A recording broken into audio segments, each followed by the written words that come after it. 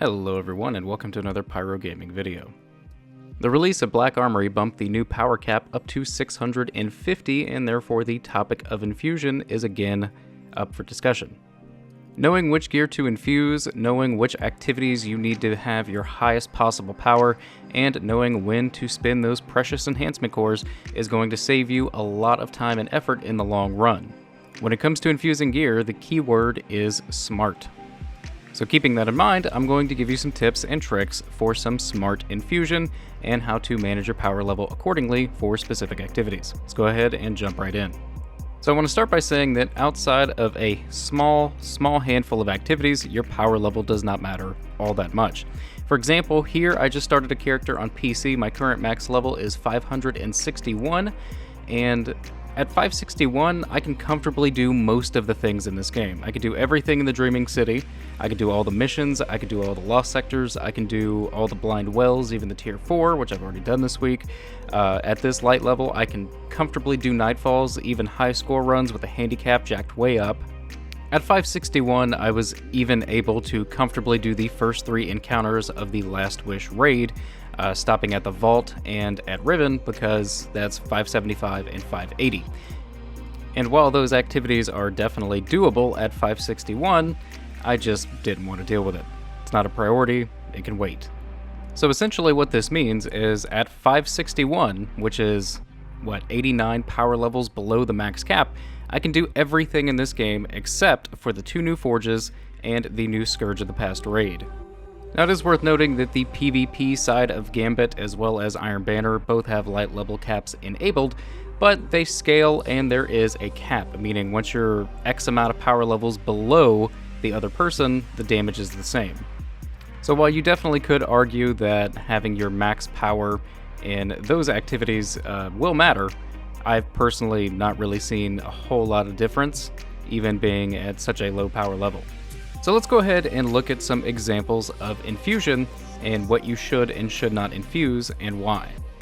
So I have this scout rifle here. It's a wrong side of right with a pretty decent roll, and I've went ahead and purchased a few different weapons for my collections to give you guys an example of the cost of infusion. Not all infusion costs the same. It depends on the rarity of the weapon.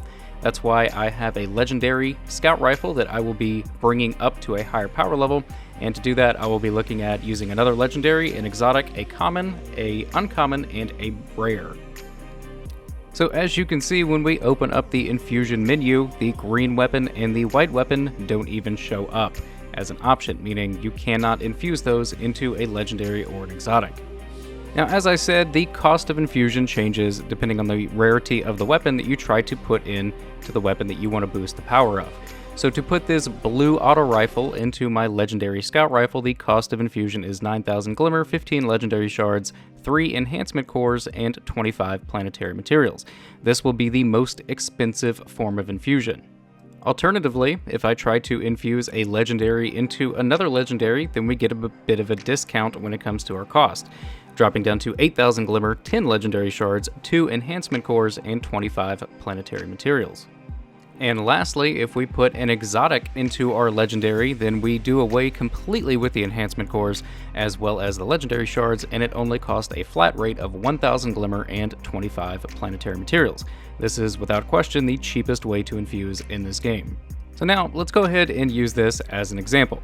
So I purchased this Suros regime from my collections, which collections are always going to be 20 power levels below your max power.